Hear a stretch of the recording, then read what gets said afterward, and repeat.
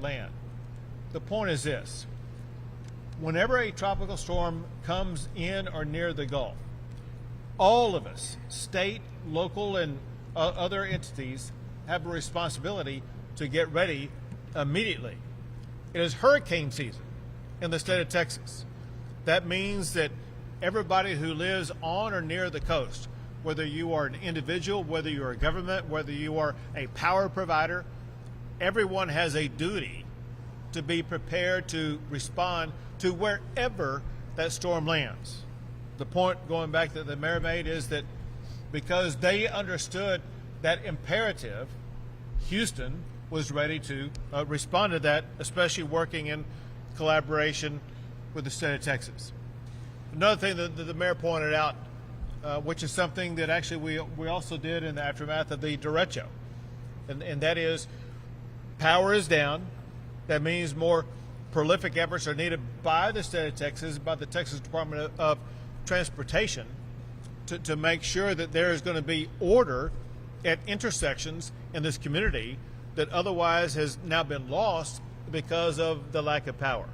And so the mayor expresses gratitude, as do I, for everything that the Texas Department of Transportation has done to make sure that there's going to be control at our intersections that, for one, will instill order, make traffic flow better, but most importantly, to reduce the possibility of accidents and injuries in those areas.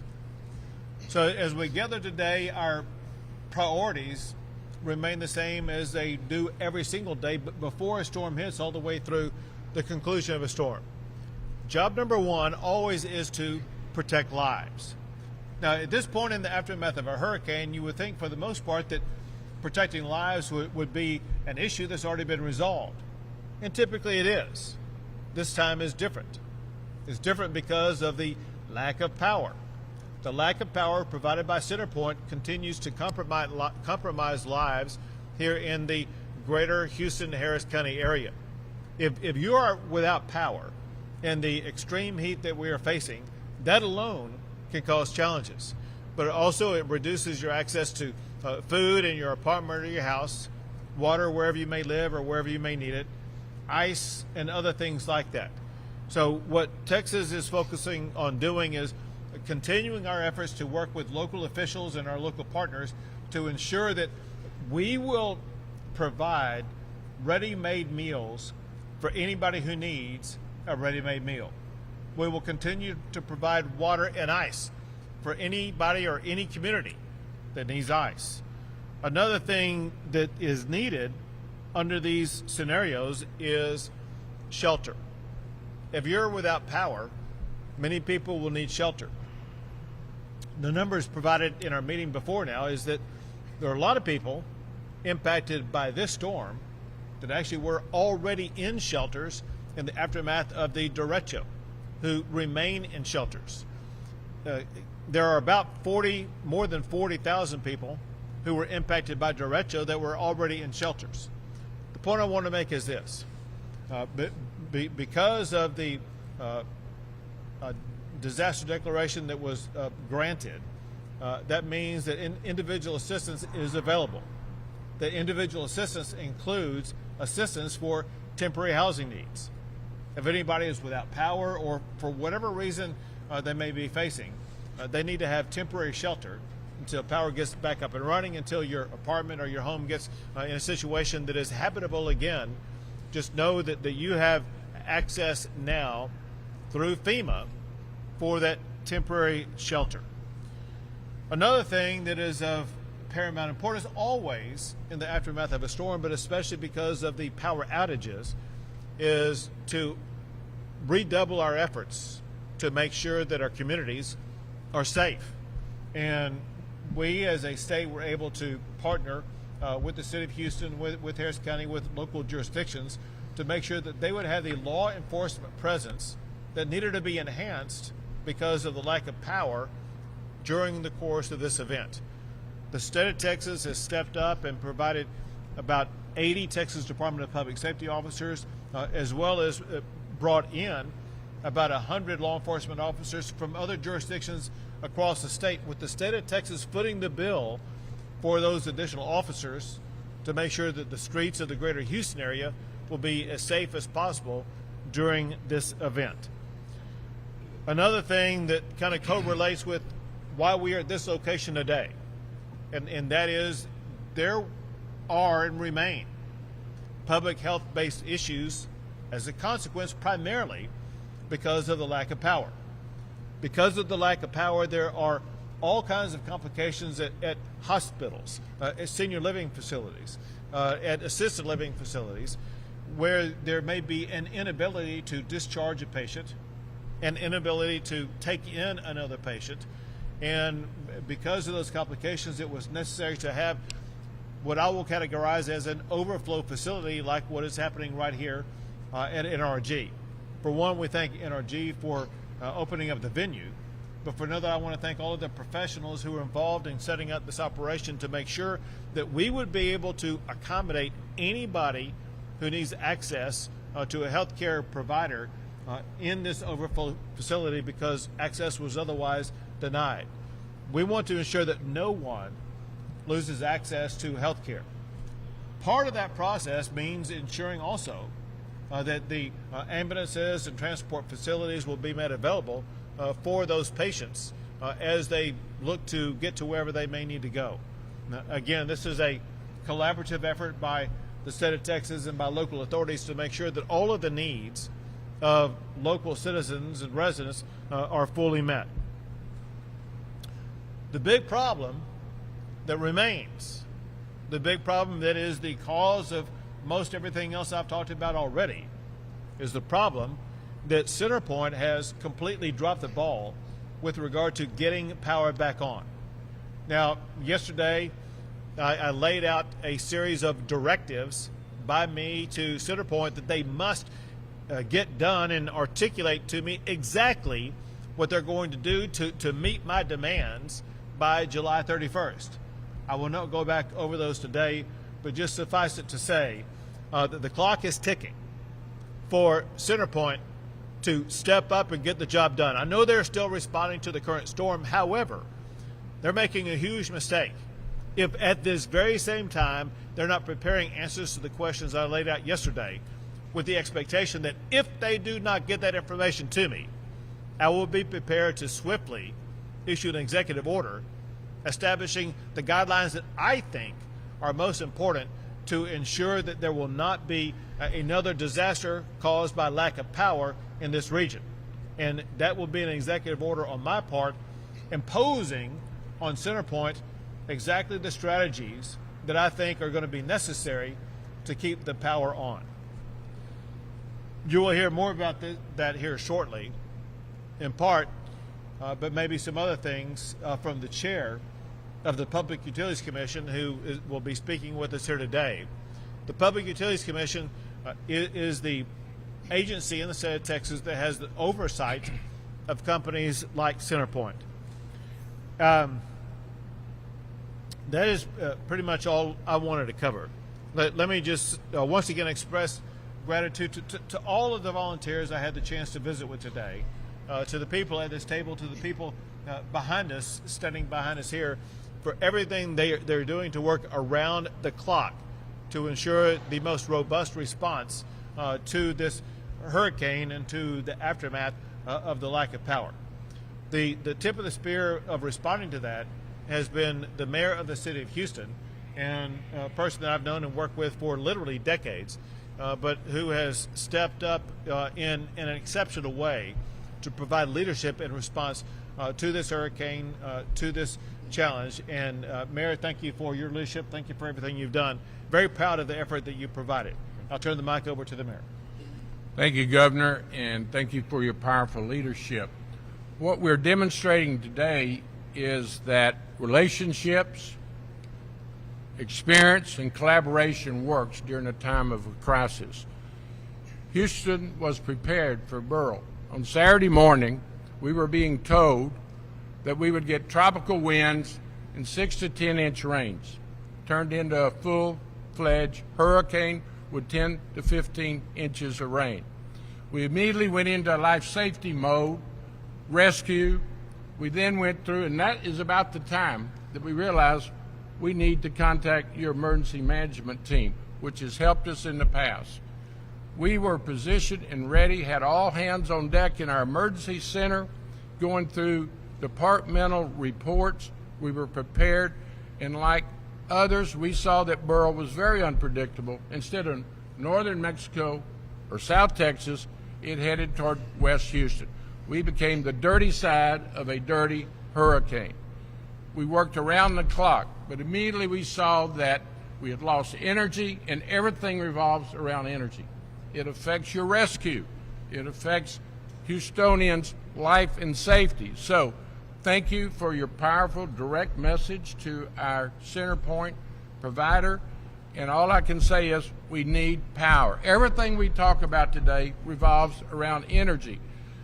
Immediately we saw that we needed additional resources. We needed ice. We needed water. We needed to open our multi-service centers, not only for chilling centers. Unfortunately, I discovered that the city of Houston did not have fire stations with backup energy. I have learned a lot during this storm. I ran for office to fix things, and I discovered during a crisis you see your vulnerabilities. So what do? You use that relationship and collaboration with the state of Texas. With your emergency center, we immediately started getting additional public safety. We also had TxDOT come in and fix some city traffic lights. They're doing it this morning. DPS came in immediately with additional resources. Thank you to all the stakeholders. But immediately we saw that we had a shortage of ambulances. Loss of energy was causing the hospitals not to release people back home to dark, unair-conditioned homes. So we had a backlog at the hospital facilities. We immediately got 25 additional ambulances, some of the individuals we were thinking this morning. And then here's a new model. We've shared public works and EMS and other resources. The model of collaboration locally with other agencies with HPD was taken statewide. Your management team, NIMKID, sent us 100 additional law enforcement officers who I've worked with the last 2 nights on the street, providing additional public safety in our dark neighborhoods, getting back to that necessity of energy. Traffic lights do not have the generators. So all hands on deck. We're in a total mobilization. The last 3 days, we've made progress. We have more to do. Now we're in a recovery mode. FEMA, the Small Business Association, will be setting up centers with the city of Houston for this week. All I can say is relationships, collaboration, and experience is serving not only Houstonians, but our region. And there's things that we're learning, the modeling of collaboration with law enforcement, I think will be a model that we'll take across the state, and I would be shocked if the nation doesn't recognize our success by collaboration with every facet of state and city government. So thank you. We've got a lot of work to do. People have a right to be frustrated and angry. I share that. We've got to be prepared for tornadoes, hurricanes and tornadoes, turning immediately change directions. We've got to relocate resources near the community. I understand you don't want your linemen and others to get damaged during the hurricane center across in our community. And let me just close by saying this to Houstonians, anyone that can hear my voice, these linemen are our friends. Quit threatening linemen. HPD is present at our staging centers. We'll escort linemen to their workstations. But let me just really plead with anyone that can hear my voice.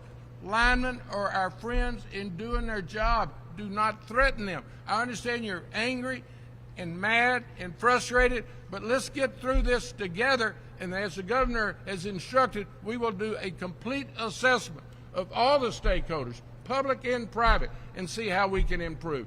Thank you for being here, and I want to thank all the stakeholders, law enforcement, EMS, public works. The state of Texas is in good hands, and we're collaborating with the city of Houston. Thank you. You got it. Good job. And now the chair of the Texas Public Utilities Commission, Thomas Gleason. Thank you, Governor. And I'd also like to recognize my fellow Commissioner, Lori Kobos, who's behind us. So as the governor said, at the Public Utility Commission, we regulate CenterPoint, and part of our mission is to ensure that CenterPoint provides high quality infrastructure, and I think it's clear from the events of the last week that the quality of their infrastructure, their ability to maintain that infrastructure, and their communication with their customers has been called into question. So at the direction of the governor, today I asked PUC staff to initiate an investigation into CenterPoint's ability to respond to this and ability to prepare for this storm. CenterPoint has to do better. I cannot urge this enough. I have tried to stress with their executives that CenterPoint has to have a sense of urgency. What I've guaranteed to the governor is I will bring back actions that we can do immediately and not wait to address. I will expect those to be done during this hurricane season. We're still at the beginning of hurricane season. We have a number of things, including communication, that can be addressed right now. I've also committed that we will bring to the legislature and the governor more long-term fixes to address these issues that will probably need statutory change. I have every confidence that any recommendation the PUC brings with regard to improving the quality of service at CenterPoint and honestly all transmission distribution companies will have broad support in the legislature and by the governor. You know, when you do an investigation, sometimes you find out that it's people's fault and sometimes you find out it isn't. Honestly, it doesn't matter if it's CenterPoint's fault or not. It's their responsibility.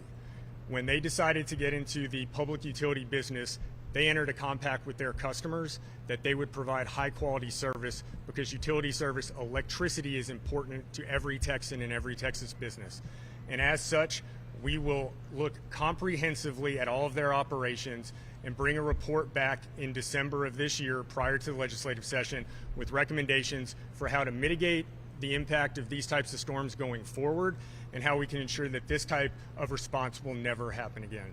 And Governor, I want to thank you for the direction you provided to the PUC as far as where we should take this investigation. And we will be providing regular updates publicly at our open meetings and on our website and through our social media outlets so that this is done in public and is done transparently so everyone that's been affected by this can know exactly what we find. Very good. Thank you. And now, Chief of the Texas Division of Emergency Management, NIMKID. Thank you, Governor, and thank you, Mayor. Life safety continues to be our #1 priority. The strategy to protect life safety is the restoration of power. We continue to have truckloads of food, water, and ice available to support all of the jurisdictions that request it from anywhere in the impacted area. And Governor, I got to thank you for this team of men and women that are standing behind me, and the thousands of them that are across this impacted area that many of you will never see. They are working around the clock. Many of them are from the Houston-Harris County area. Their homes and their families have also been impacted by this power outage. And then we have those that have traveled from all over the state of Texas. I have to take a minute to recognize Dr. Jennifer Shuford, the Commissioner of Health from the Department of State Health Services. Dr. Shuford and her team have provided the EMS assets to help support this city, along with the rest of the teams, and then the community from National EMR, our nonprofit, non-governmental organization that's helping set up this medical shelter that's here. Also, as additional counties continue to be added for individual assistance, please help us share the telephone number and the website address so that all people impacted by this storm that are eligible for individual assistance register. As Governor said, we have about 40,000 Texans that are still in hotels and additional shelter right now from the last storm that came through. All of those that are impacted will have to re-register in accordance with FEMA rules. We have asked them to allow duplicate registration. They have said they cannot. So we need your help in getting that message out for those to re-register with FEMA.gov under disasterassistance.gov so that they too can become eligible for additional assistance. Thank you, Governor. Very good. Thank you. We'll be happy to take a few questions. Could I admonish Go ahead. or advise Houstonians with this heat, go to City Cooling Center, your libraries, your multi-service center. Multi-service centers will be distributing ice and water. Everyone's going to have to stay hydrated and get to a cooling center when you need additional ice and water. Very good. Go ahead. Okay, can I get you to speak louder?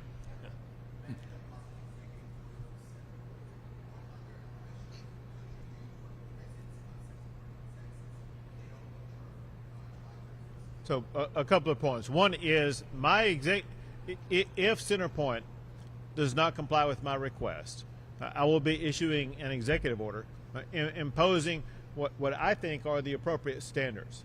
Here's the point. The standards I will impose on CenterPoint will be far more costly than what they may be coming up with. Separate from that, if they don't comply with my request and refuse to work with us, then we're going to completely reevaluate the current status of CenterPoint in our area. A couple of points. One is CenterPoint currently is seeking to recover a profit or a rate of return on the expenses that they are about to undertake. And that decision is going to be made by the Public Utilities Commission in October. If CenterPoint does not comply, I will be arguing before the Public Utilities Commission to not provide CenterPoint with any profit. But the ultimate one, which is stronger, and that is what CenterPoint is showing us by its repeated failure to provide power, is they seem to be just incapable of doing their job. As a result, we will have to consider, the state will have to consider, whether or not we should be reducing the size of the territorial region to make it smaller so maybe they can do a better job of managing it.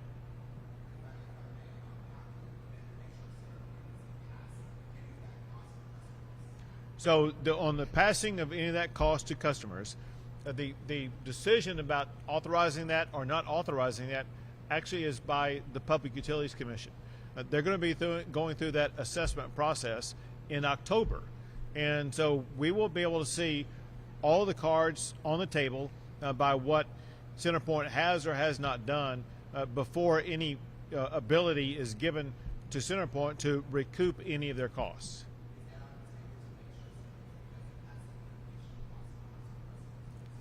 For me, it is.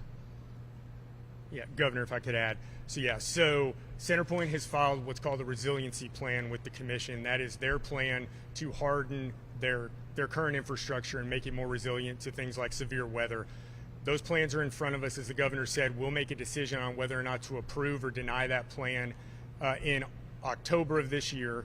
And then they also have a rate case before us where we get to determine whether or not they should be allowed to pass on those costs to their customers. So that deliberation will happen. We will make that decision in public sometime later this year or early next year.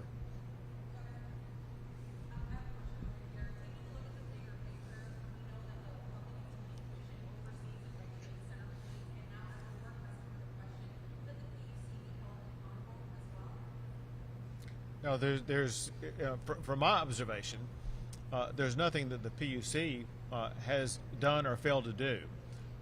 So remember this aspect, and that is during this storm, it's impacted multiple regions, and there have been literally dozens, if not close to 50 or so, power companies involved in this process. This isn't a failure of the entire system. This is an indictment of one company that's failed to fulfill its job, as well as all the other power providers. And so all of the issue is focused on one company, and that's CenterPoint. What the role that the PUC has is to make sure that they hold CenterPoint accountable for their failure to deliver power in response to this storm.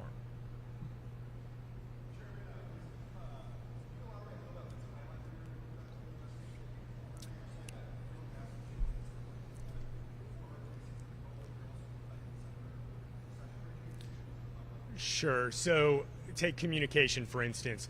We'll have recommendations around their communication, best practices for communicating in an emergency event that they failed to meet. Those can be implemented immediately once we identify them and come up with solutions.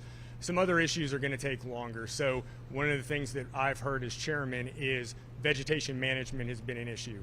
Right now, CenterPoint can only cut the trees that are within the right-of-way for its utility lines and poles.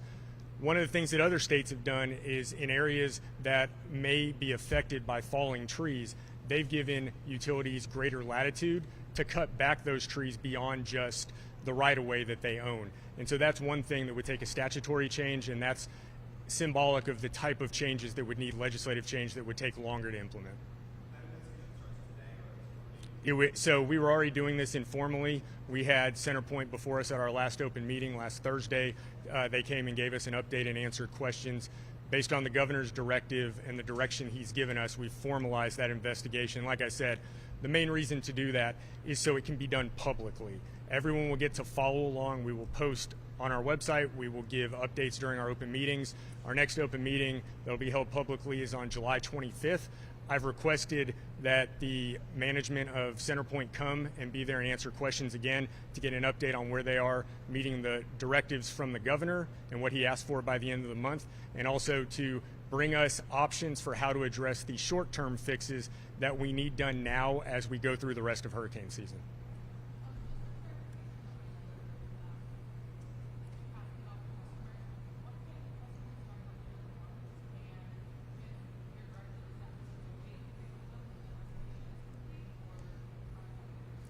So this will have no impact on residential customers' bills at the end of the month. This will have nothing to do with that. No, as a result of this, they will not see any increase in their utility bills right now. Absolutely not.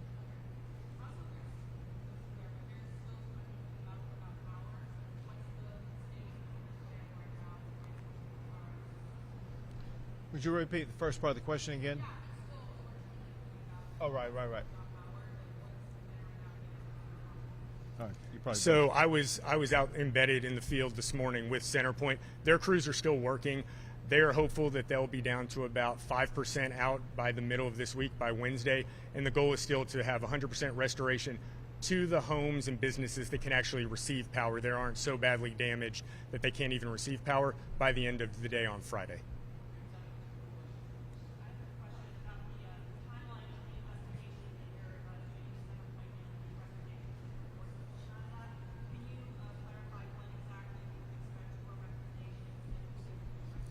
Yes, so the governor directed us to have our findings and recommendations to him in the legislature by December 1st, and we'll meet that deadline. Yes, if there are issues that can be addressed without statutory change, we will ask and direct CenterPoint to make those immediately. The urgency of this cannot be expressed enough. We don't have time to wait. Like I said, we have a long way to go in hurricane season. These issues that can be addressed now have to be addressed now. So what we can mandate CenterPoint to do, we will be doing so to CenterPoint. Recommendations that we need approval for, changes in statute, for instance, we will give those recommendations to the legislature and to the governor.